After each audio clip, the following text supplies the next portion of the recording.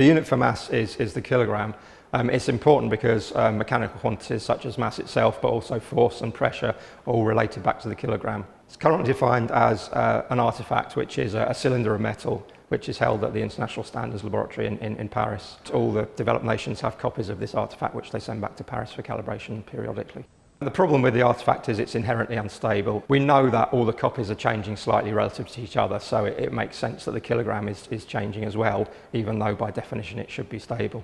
There are two approaches to redefine it. One is the International Avogadro Coordination, which gathers a certain number of atoms together. It produces a large sphere of silicon. It counts the number of atoms of silicon it's got, and that tells it what the mass is, traceable to dimensional quantities.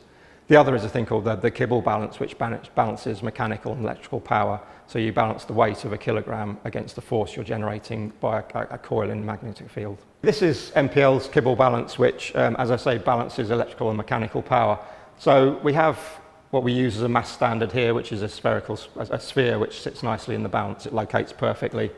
And essentially, we're balancing the weight of that in the Earth's gravitational field with a force we're generating in this magnet by a coil of known length.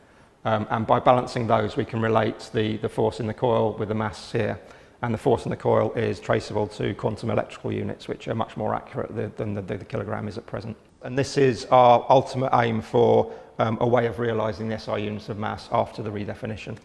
It's important because, as I say, we know that the kilogram is unstable at the moment, and this scientifically is not an acceptable state of affairs. So by redefining it in terms of a fundamental constant, which will happen with these two experiments, we have something that is stable for forevermore, rather than something that we intrinsically know must be varying.